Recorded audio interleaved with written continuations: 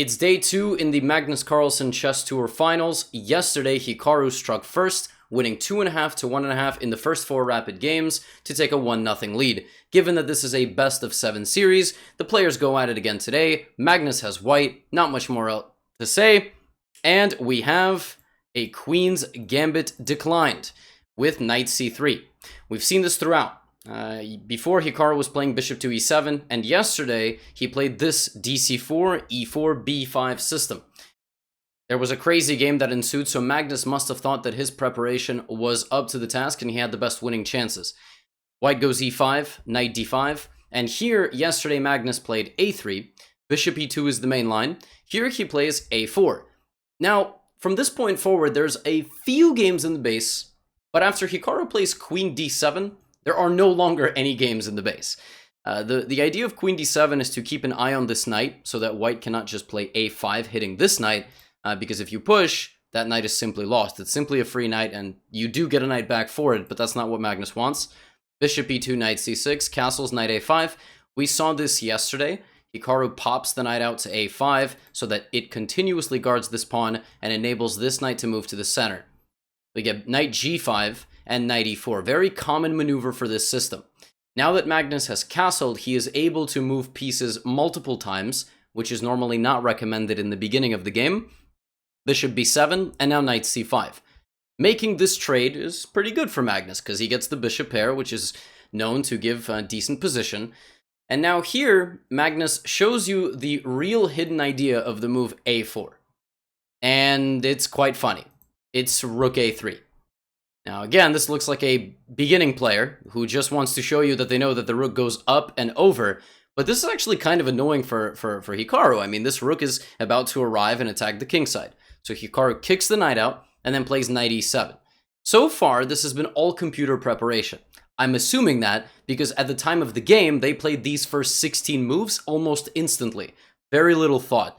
So I'm assuming that they were both prepared. Magnus plays queen d2. Now, the thing about queen d2 is it's actually a bit of a fake threat. Yes, you're attacking the knight, but your knight is also being protected by the queen, and so Hikaru here plays the move queen d5, and he uses a concept known as danger levels.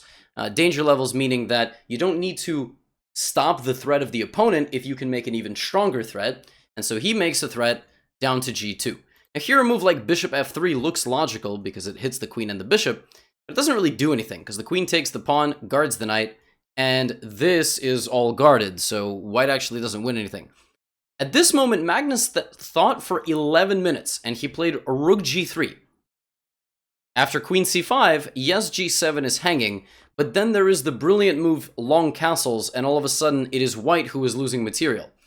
So Magnus played b4, and here a little rule called en passant happened. And then Magnus played bishop a3, which looks like it just loses a full piece, but the idea is that you're going to win the pawn on the knight on a5, and you're going to be hitting the pawn on c7. At the same time, you're going to be hitting the pawn on b3.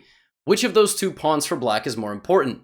It's actually tough to tell, especially if you're a beginner, because you want to keep this pawn because it makes a queen, but you also want to keep this pawn because it's near your king, and maybe your king needs to be covered. No, it is for sure the pawn on b3, so Hikaru gives away the c7 pawn and guards the b3 pawn, but Magnus doesn't even take it and instead goes this way. Now we get c5 hitting the knight, and this is where the thumbnail comes into play. Magnus plays bishop h5 and says, take my knight, I don't give a damn. Rook takes f7, and Hikaru says, alright, well the only way to get out of this discovered attack is to play my only legal king move, king d7. Ironically, moving the king keeps it safer because there's no checks. Magnus plays bishop g4. This move looks like it has no threat because that's all guarded, except that actually the threat is queen takes bishop, because this is pinned to the king, and this is pinned to the king. So no one is guarding the bishop. So the only way to guard the bishop is to activate the king. The brave king runs to the defense of his army, and you can't play rook c... Oh, rook b1 would not be good, but you can't play rook c1 because the queen. So Magnus sacrifices a second piece, because why not, you know? Why not? He still can't take the knight because of the defense of the queen on a3. So he plays rook f6, back, queen b6. Queen and bishop, queen and rook, excuse me, hitting the bishop, bishop d5, rook check. And now Hikaru had to put the icing on the cake in this position, and he had to find the move king to c8.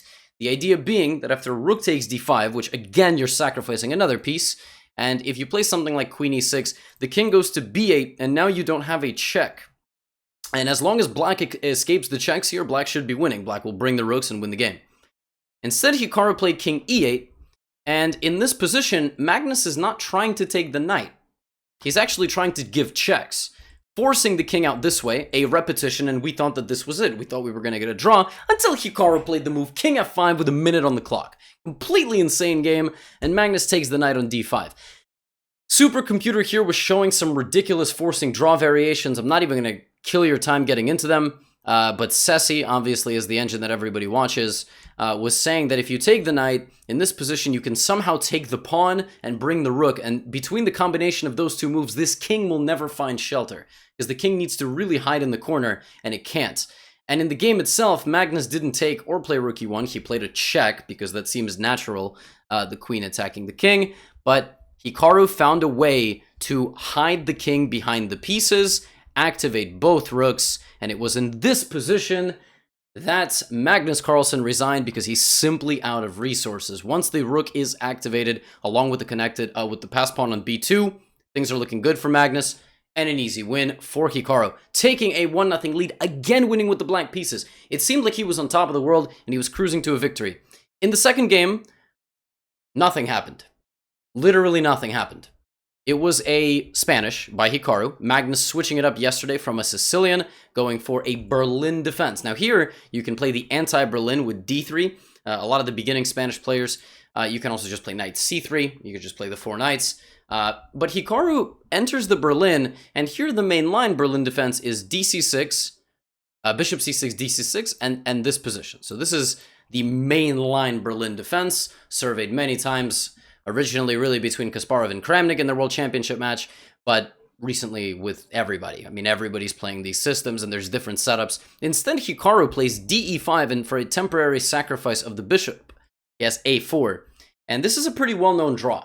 Knight d4, d5 en passant, knight takes d4, and I know some of these moves are weird, like Levy, why don't they play rook e1 check? Well, this knight goes back. So this is actually a very common repetition of moves. Very common repetition of moves. And Hikaru played it instantly. Whether or not he was prepared for the Berlin defense doesn't really matter. I hypothesized this during the live commentary. I said that he seems very confident with his black repertoire. He doesn't have any problems with the black pieces. And if he gets draws with white, good positions with black where he's playing for a win, let it be. So in the third game, Hikaru has the black pieces, and now Magnus tries in English. So a very early central strike on d5, very common, 2 pawns. And, I mean, players developing their pieces. Right here, we already have our first interesting moment. Queen c2. Rather than moving a knight or a bishop, Magnus wants to put the rook on d1, line it up to this queen, and play the move d4, an early d4. That's exactly what he does. Hikaru sets up, and Magnus plays the move d4. Hikaru takes, and it looks like he has very good control of the position here. Now, here the engine was suggesting bishop e3, walking into this fork, lining up the rook and potentially knight d4. There was one variation that could happen with pawn takes bishop, actually. Take queen, check, king f2, and rook d7. So black gets a rook, a dark squared bishop, and 1 pawn for a queen. And the position is kind of in the balance. Very, very interesting position. Black has more pieces, white has the queen, but that is something that could have happened. Instead, Magnus played bishop b2, and here Hikaru found a beautiful idea. First things first, hits the queen backs up, and now not allowing his opponent to take on his terms. Magnus wants to make this trade at some point and have the open rook. So Hikaru gives the pawn back, forcing this capture. And now the rook is blocked. So he's making Magnus take the pawn back on a different term and plays bishop h3, bishop h1. Now at this point, apparently, because of the opposite side castling and the good positioning of the bishop, it was necessary to begin active operations with the h-pawn, launching some sort of attack before Magnus gets settled. Because in a perfect world, Magnus gets rid of both of these pieces, uses his open c-file, his d-file, and his bishop on the diagonal, and gets a good position. Well, that's kind of what happens. Bishop g4, d4, bishop b4, and a capture on c3, followed by knight takes d5. So Magnus gives away his d-pawn, but he does it to have bishops, very, very powerful bishops, and the d and the c files to operate on. And so we get queen c4. Bishop e6 and knight d4. Now, at this point, if you weren't following either of the broadcasts, you wouldn't know this, so I'm going to tell it to you right now. At this point, something was going on with Hikaru's webcam. It was flickering on and off, and there was a penalty, a substantial fine, according to the contract, that he could be paid for getting off his webcam. And so they were prompting him to find a way to turn the webcam back on, and obviously that is, you know, at the critical moment of the game, when things are heating up and getting intense, that kind of sucks to have it happen. And actually, right around here, the only blunder of Hikaru's first 6 or 7 games occurs, and it is bishop to f7. And so after knight c6, queen g4 check, this little geometric motif hitting the pawn and the king.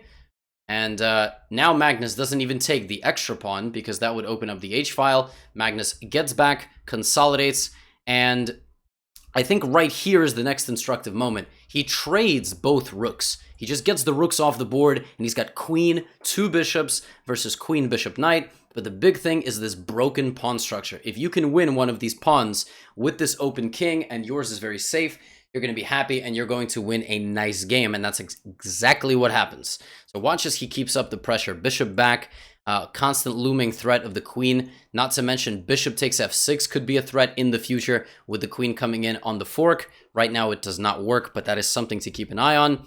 And actually, right after a few more moves, not trading the queens, here it happens. Bishop takes f6. And now if you take, I've got queen f4 check, and I'm going to regain the piece that was just sacrificed with a winning position. Here, Hikaru went for another king run. It was a day of king runs for Hikaru as he gets the king to a4, but unfortunately, it was not enough. Magnus gives away the pawn on a3, consolidating the queen side. So he's not letting Hikaru take, and the decisive factor here is going to be the 3-on-1, which very quickly became a 3-on-none, as Magnus picked up the pawn, and the 3 versus the b pawn, very easily winning by playing in such a fashion that the queen comes back to a square where it covers the only pawn that is weak, and this pawn has a golden ticket to promote. Queen e2 stops. No, it does not. Queen on c5 covers, h6, h7, and for a moment you stop this pawn.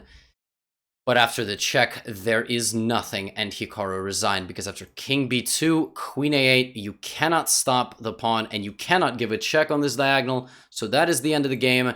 Not the end of the match. It is 1.5, 1.5. But in the 4th game, also nothing happened. We got the exact same repetition. Literally. And at this point, Hikaru had mentioned that he was obviously pretty frustrated with what had happened with the webcam issue, and at the same time, he needed that time to just kind of recover from all of it. 2-2, let's play a blitz game. And in the first blitz game, it was Magnus with the white pieces, and another Queen's Gambit declined with bishop g5. Things kind of slowed down early on. A lot of pieces were traded very quickly, so I think I'll pick things up right around here. Black has an extra pawn, but he also has a pawn on e5, which controls some squares, but could be a weakness in the future if you're not careful. And so Magnus tries to play around this pawn for a while, not winning it back right away. Hikaru trades off this bishop, very instructive, just trying to solidify the position, and Magnus finally takes, but Hikaru has a super solid structure and a nice knight on d6. Now, if you're looking to put some pressure on your opponent here, you should look at the space advantage on the king side and start some sort of attack, and that's exactly what Magnus does. So he plays f4, takes, and plays f5. But here Hikaru finds a gorgeous resource that makes the game a dead draw. Queen c5, takes on e6, rook c1. It looks like you are winning, because the queen is hit. If you move the queen here, there is a fork. There is a fork. And if you move the queen to e7, there is also a fork. So you can pause here, take a look at the position. I'll take a sip of water. How does Hikaru stabilize the position? Use the concept that I mentioned earlier, danger levels. You don't need to stop the threat on your queen if you can provide equal or higher danger to your opponent.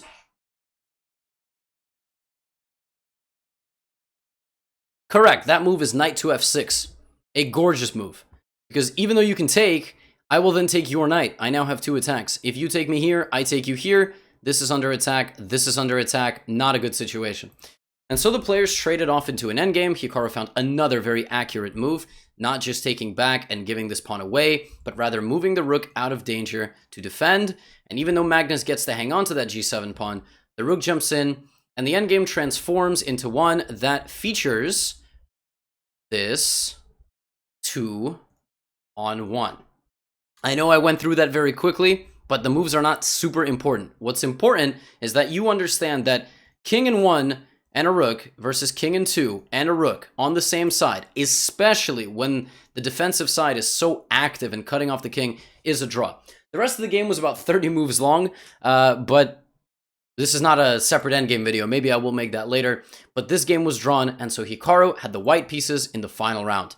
And it was another Berlin defense, but this time Hikaru took on c6, and in trading off his light squared bishop, restructures his pawn structure in such a way that he's got a bunch of pawns on the light squares, okay? So trade off your light squared bishop, pawns on the light squares, excuse me, and both players castle queenside. Pretty stable position. Now both players follow the rule of tucking their king over one square when you castle queenside. And here Hikaru tries to open the position and go for something. So far the position is in the balance, big pawn trade, and now he gets his rook.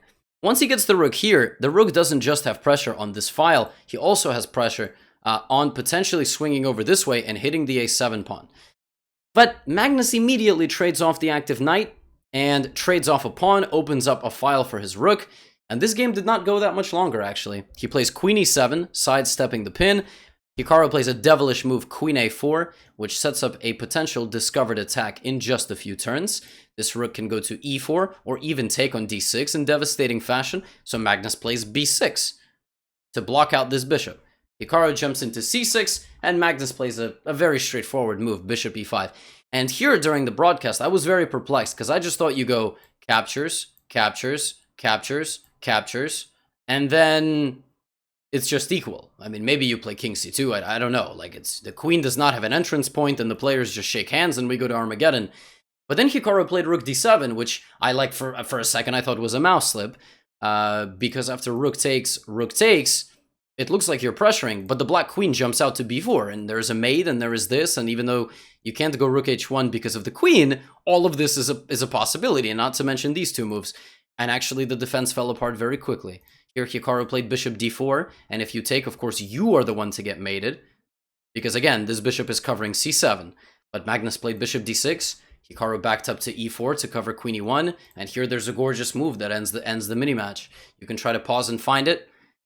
5, 4, 3, 2, 1, and that move is queen a4. And after queen a4, with the threat of the rook and d1 checkmate, Hikaru resigned, and it was Magnus Carlsen who struck back today to even the match at 1-1. Now it is a best of 5. Hopefully this catches you up to date with all of the drama in the games and all this exciting stuff. This is a heavyweight clash that we've all anticipated. If you've made it this far, as always, drop me a comment, give the video a thumbs up. If you enjoyed it, share it with a friend.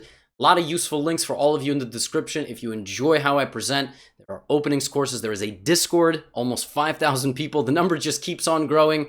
2 videos are going to appear over there. And that's it. Tomorrow, 10 a.m. Eastern, as always, myself and Anna Rudolph over on Twitch for the live broadcast. Take care, everybody.